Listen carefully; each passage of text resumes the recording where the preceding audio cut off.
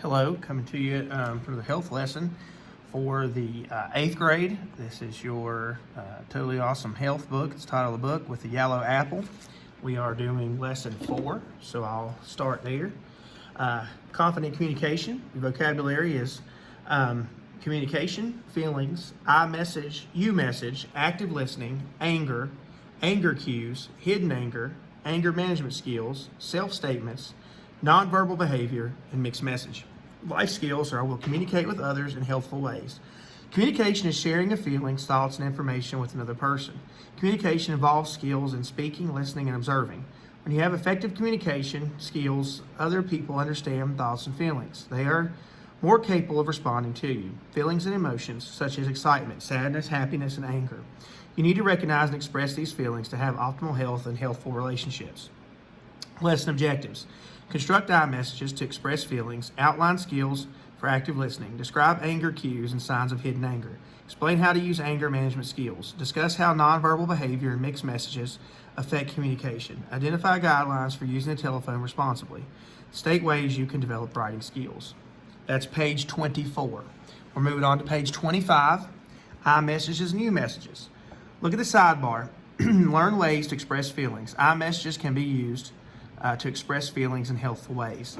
An I message is a statement that contains a specific behavior or event, the event that the behavior or event has on the individual, and the feeling that results. When you use an I message, you assume responsibility for sharing feelings. The other person can respond without feeling defensive.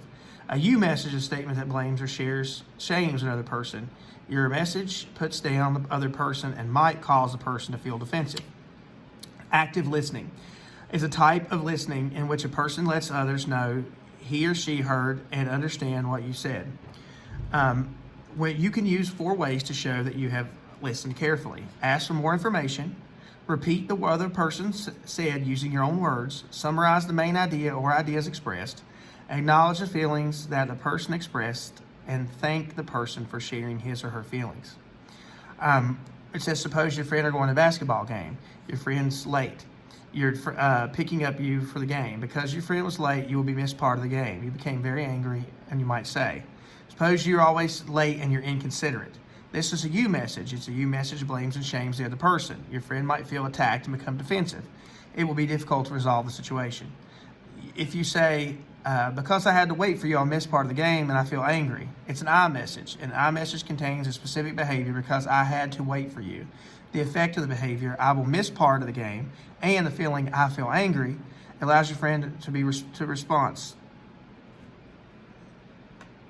Allows your friend to respond and leaves you feeling in a positive way and saying you could say, I'm sorry I was late, or by explaining the reason.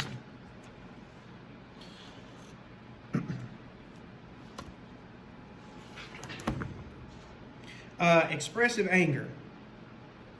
Communication skills affect your health, relationships, and they help you get along better with others.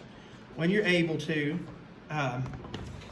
communicate effectively, your health and relationships suffer.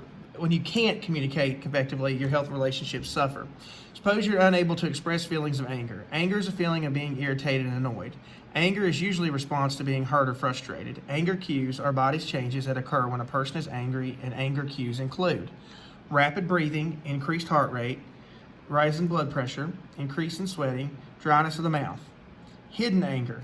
Hidden anger is anger that is not expressed or is expressed in a harmful way. When your anger is not expressed, anger cues continue to cause wear and tear on your body.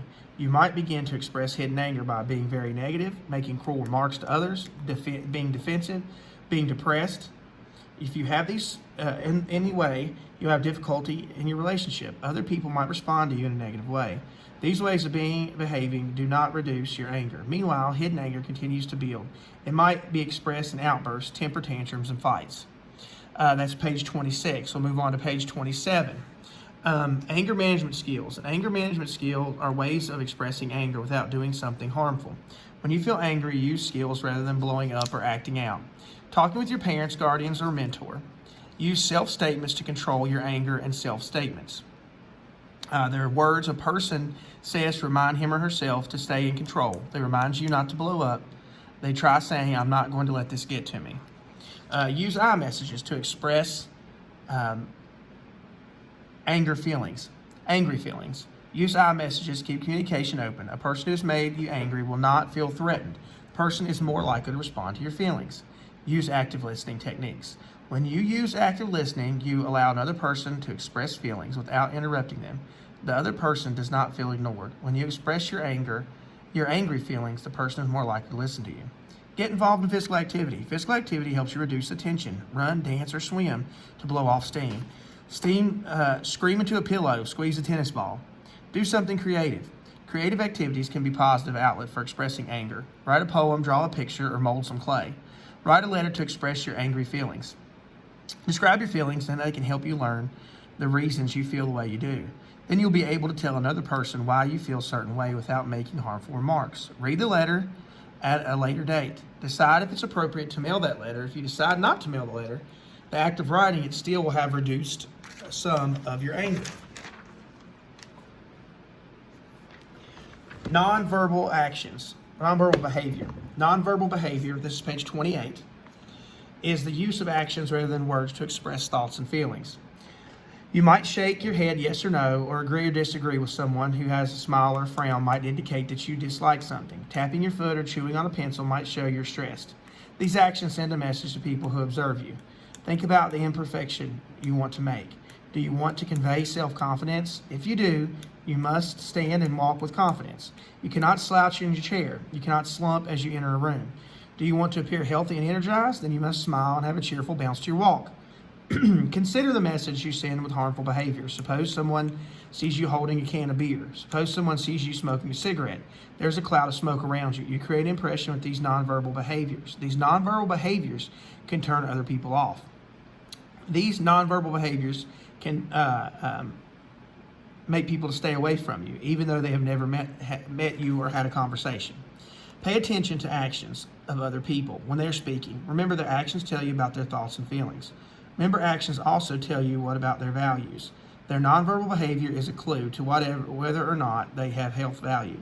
Actions are important as words in the communication process. Page 29. Mixed messages.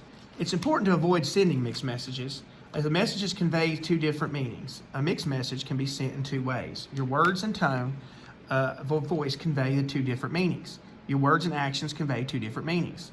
Suppose you're speaking with a classmate. Your classmate has just won the science fair. How do you send a mixed message? You might congratulate your classmate, but sound very insincere.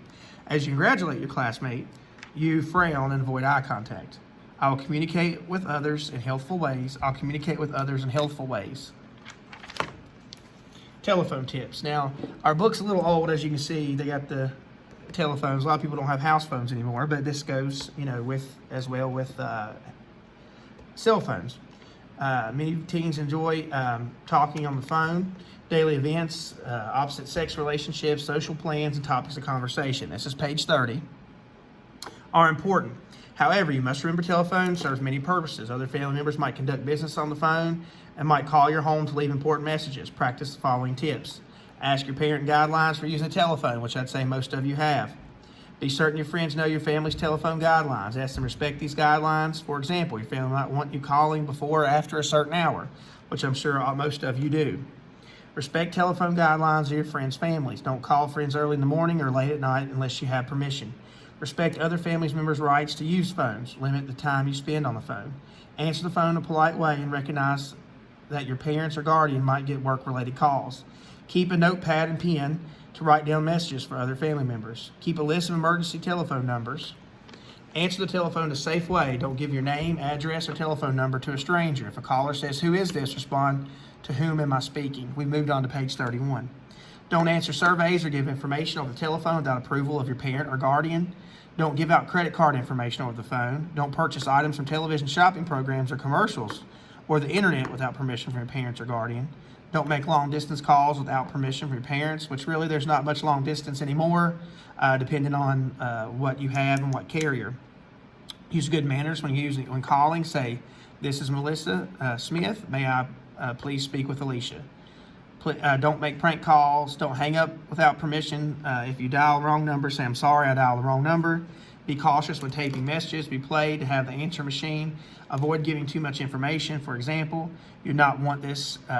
You would not want to say, "This is the Jones family. We're gone for the weekend," but leave a message. This would alert others that no one is home. Use good manners in leaving a message on someone else's answering machine. Keep your message short. Avoid personal messages because you don't know who will play the message. Written communication. Writing is an important way to express your ideas. This is page 32. Thoughts and ways to express your ideas, thoughts, and feelings. You can take your time and give thought to what you want to say. You can read what you have written to be certain you are clear. Writing is a skill that must be developed. Set time aside each week to write. Practice 6 tips for written communication. 6 tips for written communication are: use correct grammar and spelling, try to use new vocabulary words and express yourself, keep a dictionary handy for correct spelling, keep a thesaurus on hand to look up new words or replace words with which are similar or familiar, use the spell check program if you're writing on the computer, use appropriate greetings and closings when writing to another person. Take time to write. Write letters to family members and friends to keep in touch. Write a pen pal in another city, state, or country. Include a short note when you send a birthday or greeting card. Send an email to another team. Keep a journal. I think it's important written communication because it shows you take time, because now it's so easy just to text or call with everybody has phones. We'll skip down here. We'll skip our activity. We're on page 33 with our questions, our health content questions. What are 3 parts of an iMessage? Answers on page 25. What's the difference between iMessage and UMessage? Answers on page 25. What are 4 ways to show active listening? Page 25. What are 5 anger cues? 26. What are 4 ways hidden anger might be expressed? Page 26. What are 7 anger management skills? Page 27. What are 3 examples of nonverbal behavior? Page 28. What are 2 ways to send a mixed message? Page 29. What are 17 tips for using a telephone? Page 30 and 31. What are 6 tips for written communication? Page 32. Thank you.